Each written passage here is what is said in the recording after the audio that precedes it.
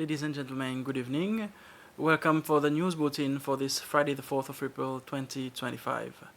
People who want to run for president or the National Assembly will know when to do so now that the Election Commission has announced the date of nomination. For people who want to stand as presidential candidates, this will be done on August the 12th. And for those who want to participate in the National Assembly elections, this will be done on August the 14th. Both nomination days will be held from 9 in the morning to 1 in the afternoon. The election campaign will officially begin on the evening of August the 14th. The Election Commission met with representatives of independent candidates, political parties, and the media this morning to explain the procedures. Election Commission Chairwoman Wendy Zidon and Chief Election Officer Manuela Amsbury respectively provided more details on the process. The leader of United Seychelles, Dr. Patrick Emini, has said that the president's decision to instruct the Registration Bureau to block the sale of a piece of land owned by the U.S. party is purely a malicious attempt to financially undermine the party during its election campaign set for later this year. The parcel of land is located near the ICCS, where the former Flamboyant nightclub was located. Dr. Emini added that the Registration Bureau, which operates under the Office of the President, claims the land was acquired by the U.S. party through fraudulent means and that it is intended for use as a public facility.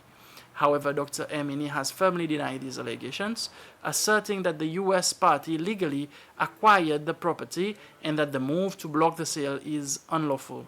He also said that he has informed the international community, including regional organizations and other local bodies that monitoring elections, to ensure the upcoming elections are conducted in a free, fair, and transparent manner.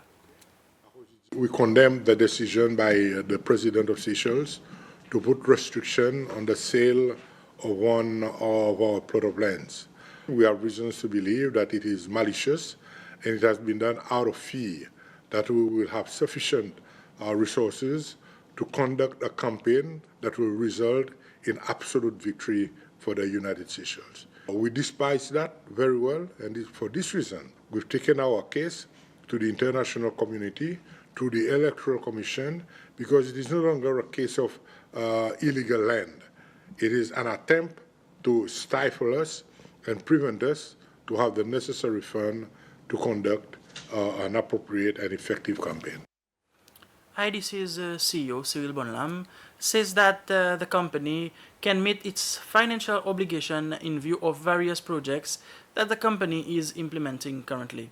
Mr. Bonlam made this statement during a press conference IDC organized in response to the interview the previous CEO of IDC, Glennie Savvy, gave on Friday last week.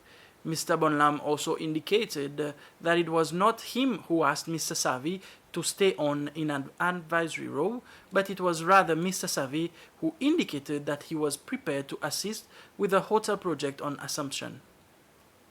With regards to Mr. Savvy's offering services, how it happened, there was a meeting about we had to go to Assumption. Apparently there were some issues that I was new, so he wanted to be there to make sure that everything was okay.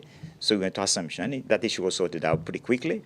And whilst there, I don't know if whilst we were waiting for the plane or whilst on the plane, he told me that he's prepared to assist us on the Assumption project because the client might be a bit, I wouldn't say difficult, but challenging to work with. And I said to Mr. Savvy, look, it's on my call. I have to go to my board and convey that information and then get back to him. And a few times he told me, look, I have my commitment as well, so I need an answer from you. And finally, the board came back to me to tell me, look, Mr. Savvy has retired from IDC, so no, you guys move forward, and Mr. Savvy moved his separate ways. So that was the status then. With regards to meeting the obligations, at no point in my interview did I say we could not meet the obligation. IDC can meet the obligation because you have revenues in the pipeline. But what concerned me, the first day I came with no handover, was the issue with that size of an overdraft, which I was on the impression that IDC, the size that it is, yes, you have an overdraft, but the size of overdraft concerned me. In a ceremony yesterday afternoon at Eden Bleu, the Department of Tourism celebrated 42 partners for their commitment to sustainability. This sustainability program will recognize tourism establishments and promote responsible tourism in their daily operations and services. The Department of Tourism introduced the Platinum Award, which is the highest distinction in the sustainability program, and it is Constance Efelia Resort that won this merit after more than 10 years of promoting sustainability in its establishment. In his speech, Minister Sylvestre Radegonde said that Seychelles had introduced the SSTL, Seychelles Sustainable Tourism Label, over a decade ago to focus mainly on accommodation providers.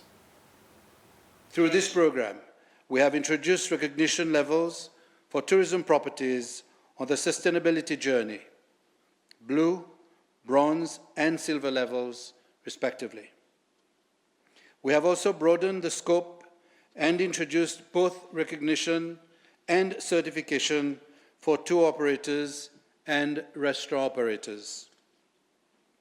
Last year, we recognized 52 pioneering properties who embraced this new program.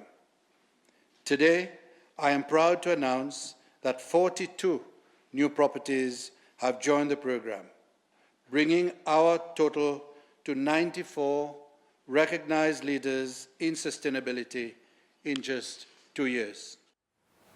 A group of dancers who competed in the international WADF dance competition in Russia met with President Wavel Ramkalawan this morning. During their meeting, the group shared their experience and preparation for the competition.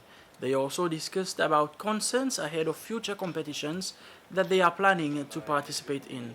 President Ramkalawan says that he is very proud of what they have accomplished as a group and honored by the representation of their country, the Seychelles. As previously announced, the Beach Soccer World Cup will kick off in less than a month here in the Seychelles. The competition will take place at the Woshkaima Sport Complex. And as of a few minutes ago, 16 countries, including the Seychelles, will be finding out which group they will compete in. The draw is taking place right now at the Victoria International Conference Center. The ceremony is being broadcasted live on SBC2. And with this, we've reached the end of this bulletin. Rendezvous at 8 for the news bulletin in Creole.